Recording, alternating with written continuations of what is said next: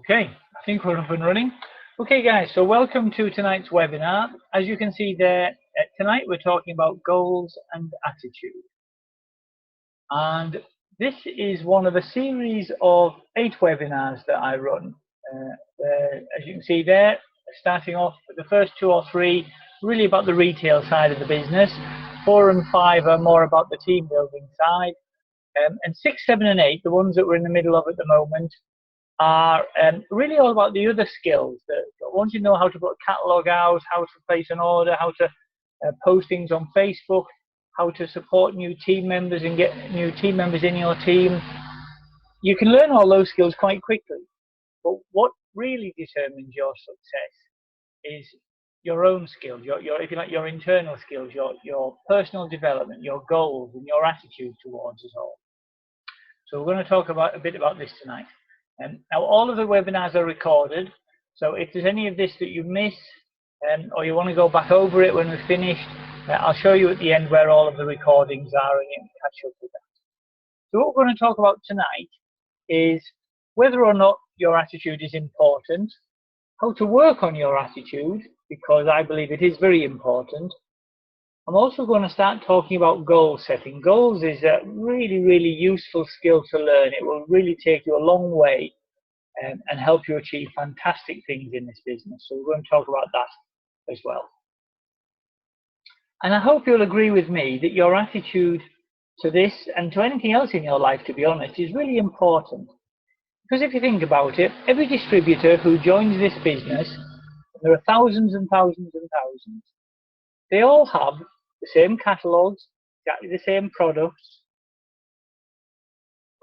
We all have the same costs for delivery charges and so on. We all get paid the same for bonuses and so on, based on how many orders we put in and how well we're supporting our team.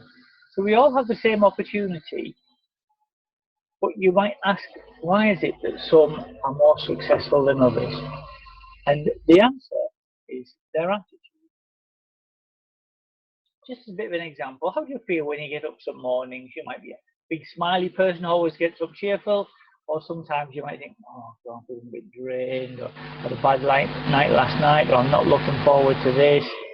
Now, your attitude could be, I'm going to get those catalogues out, whatever it takes. Doesn't matter what the weather is, put my raincoat on, doesn't matter if I feel a bit under the weather, I'll soon be fine.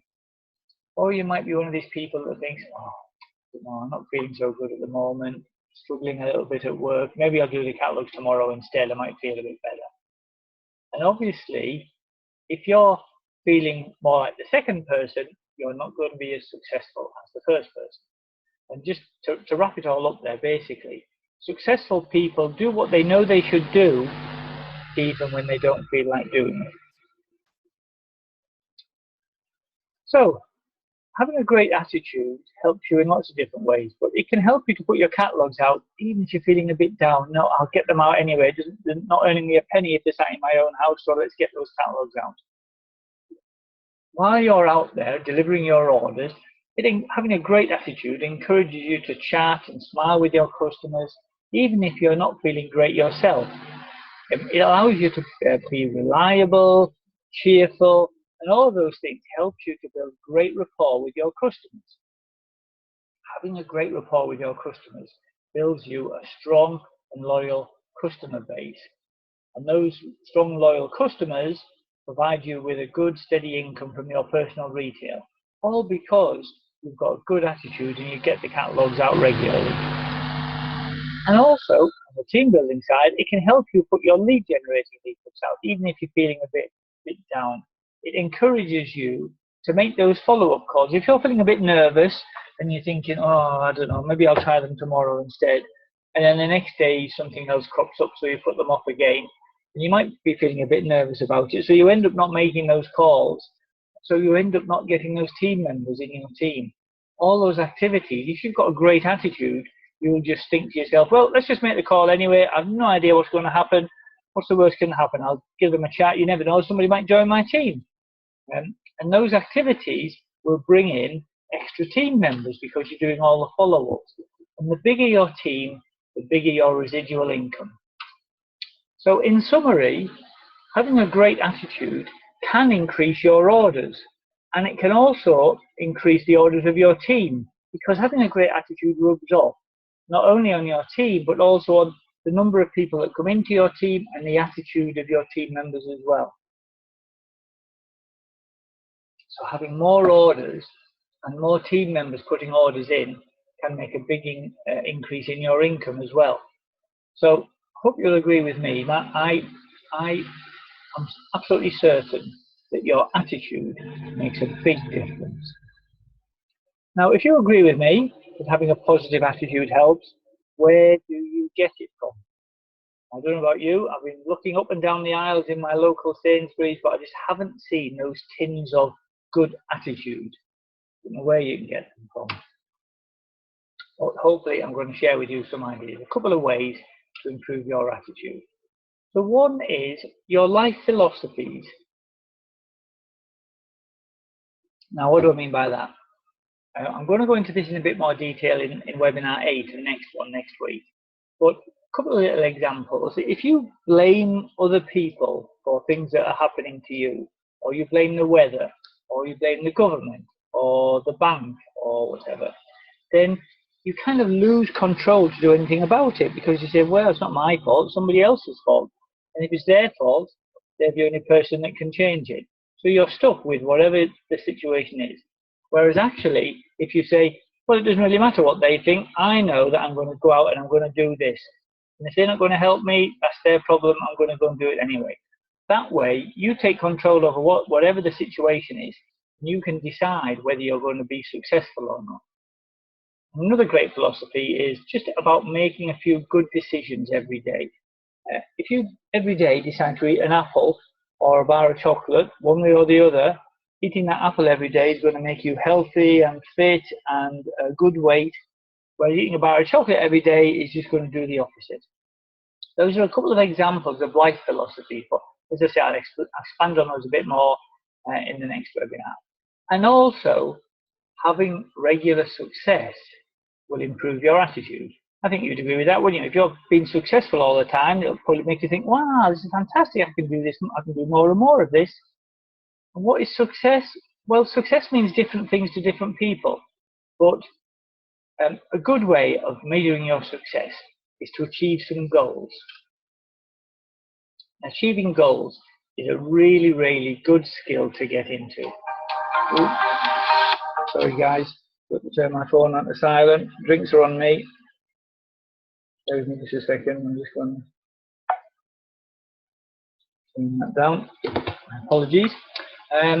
So yes, if you can get into a habit, and it is a habit you need to get into, of constantly setting and achieving goals, then that's a guaranteed route to success. So what I'm going to go through with you now is just a little bit of a step-by-step approach. Linda, is that you? A step-by-step approach to setting and achieving goals. So firstly, we need to work out what goals are important to you. And what is your reason why? The next step is to then, once you've decided what goals are important, how to set those goals. And the third step in that is sort of, well, you're setting them, how do you achieve them? And it will be a little bit of a roller coaster. So first, what you need to do is find out what is your why. And to achieve goals, you need to have a strong reason why you're doing this. Because this is what happens. Firstly, you set a goal, and that could be, you know, I'd like to qualify for the next conference, or I want to get to my 10% level, or I want to get to gold level, whatever it might be in business or in your personal life or anything. So you create a plan. This is what I need to do to get there. You know, put these catalogues out, put some adverts out, recruit some people.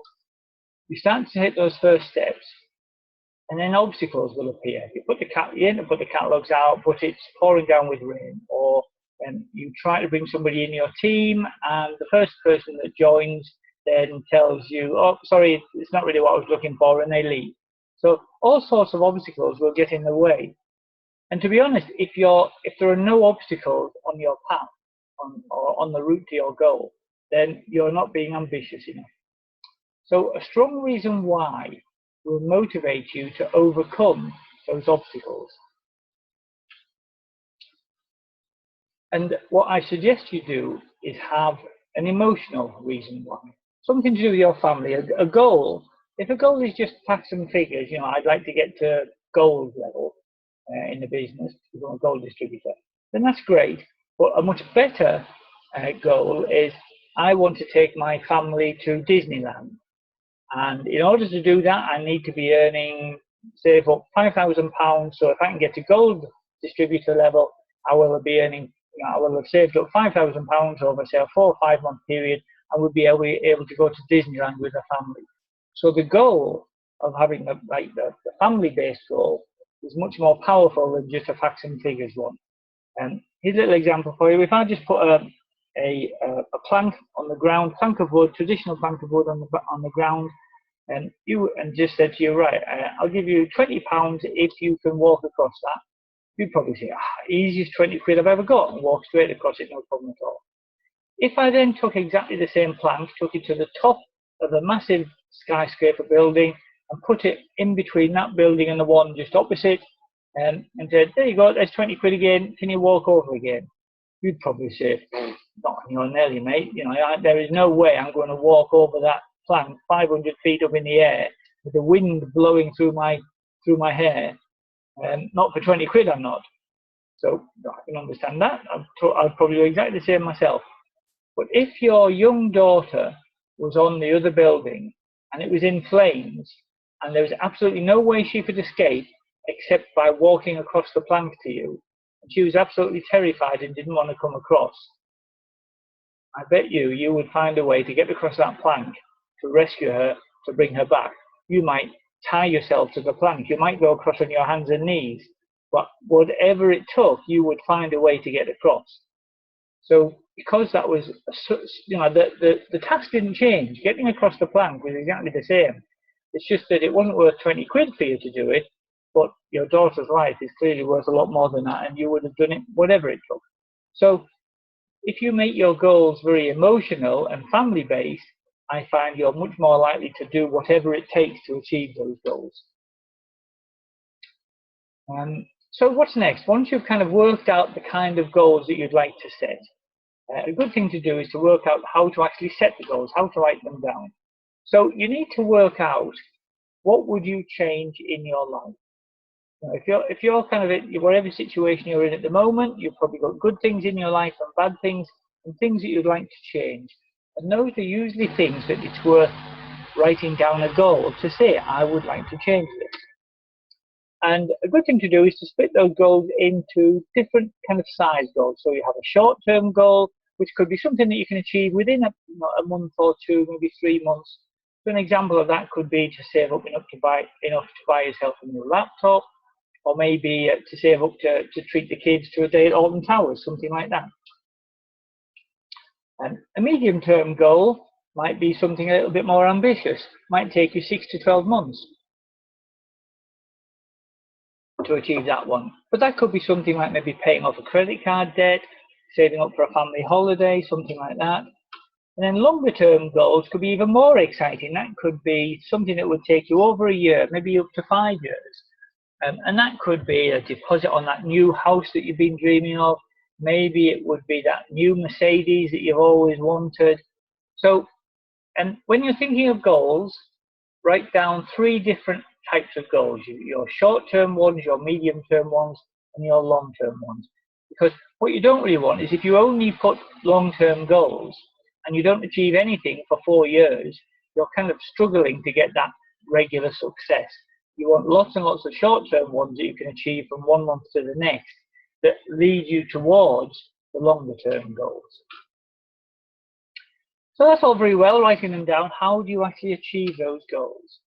As I said there, whether it's a new laptop, whether it's a family holiday, whether it's a new car, what do you actually need to do to change it? Well, basically, the goal, whatever the goal is something you want to change in your life. Now, you can implement that change by achieving some results. The results might be lots of orders. If you're just looking for a new laptop, maybe what you need is £1,000 worth of orders, which would give you £200 of income, and that would be enough to buy you a laptop, let's say. Or it might be that you're wanting to achieve a bonus level, so you're wanting 250, 300 pounds a month. Or it might be that you'll need some team members in order to get the bigger results for a bigger goal. Now, in order to achieve those results, whether it's orders or a bonus or team members, you need to take some actions.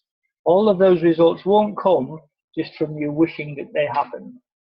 So those actions are the things that you need to work on. So let's have I've drawn a little table here. If the results are that you want a new laptop, for example, it could just be that the actions that you need to take to achieve that are to put out, say, a couple of hundred catalogues a week, twice a week. Maybe if you're wanting to do that by team building, you might want to deliver 500 leaflets twice a week, something like that. Oh, sorry.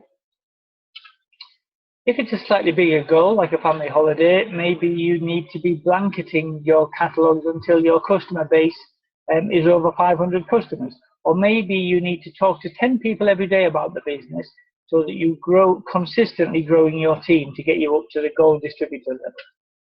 Again, if you're looking for an even longer term goal like the car, maybe you need to be generating 30 leads every week from different places. Maybe you need to start running a webinar for your own team. Whatever the actions are that you need to take, it's the actions that are important rather than the results.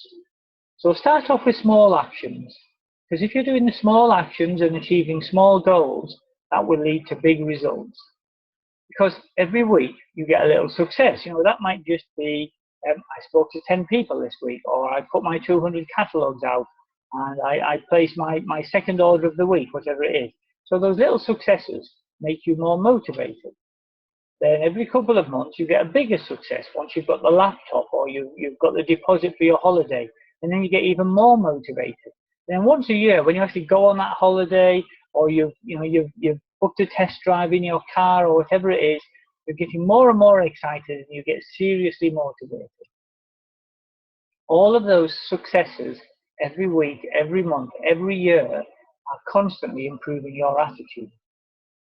Now, you do need to be prepared for a roller coaster, because when you're setting goals, as I said earlier, there will always be some obstacles that come in the way.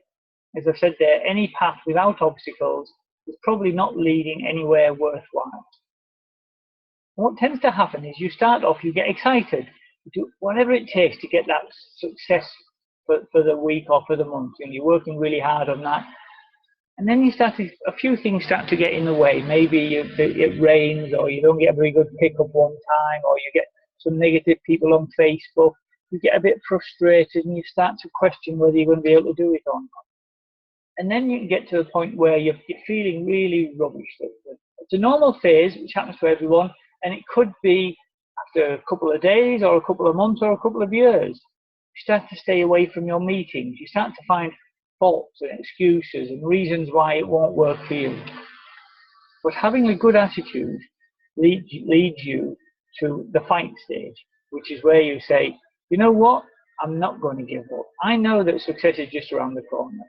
I'm going to focus on my goals, not the obstacles, and I'm going to continue to attend those events. I mean, you guys are on this webinar, so you've obviously got a good attitude anyway. You're willing to invest some time on a Wednesday evening to learn a little bit about this. And you keep communicating with your team members and with your sponsor, which is a really important part of all of this. Okay, a couple of quick questions, guys. So I'm nearly finished now, just to check how much you took on board of that. Make sure you're all still awake. Is there anybody who'd like to share with us what their short-term goals are? Is there anybody who's got something that they're really hoping to achieve within the next kind of 1 to 3 months? Or if you've been in the business for a little while, what was your first goals? Can you remember what your first goals were when you joined the business?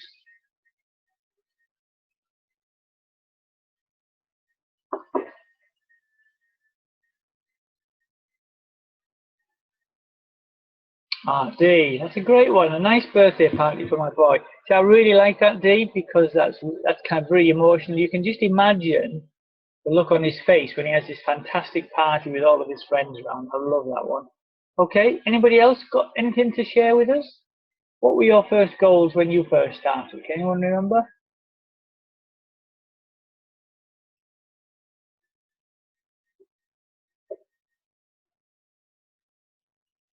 Ah, Mark, a hot tub.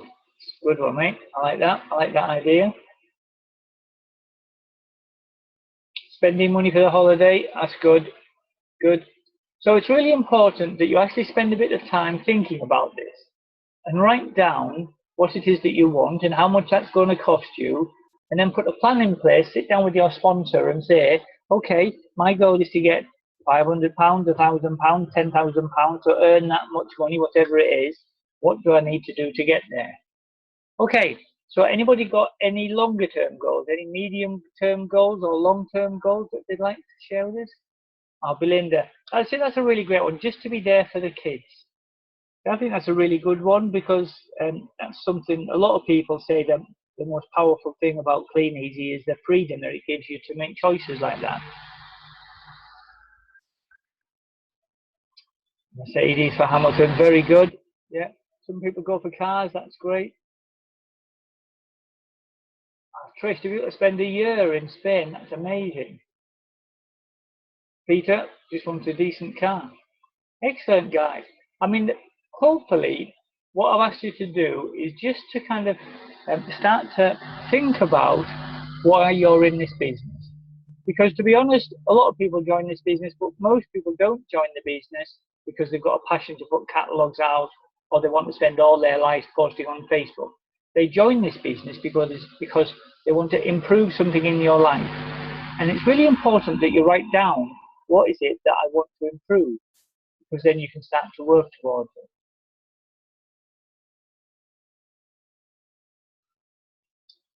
And so my question to you now then is, when you've got a goal, are you taking the actions that will inevitably lead to that result? Good.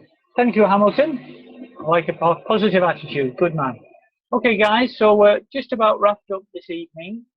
That was number 7, goals and attitude. Next week, number 8 is all about personal development. I'll explain a bit more about that next week. And just so you're aware, I did say earlier that these webinars are all recorded.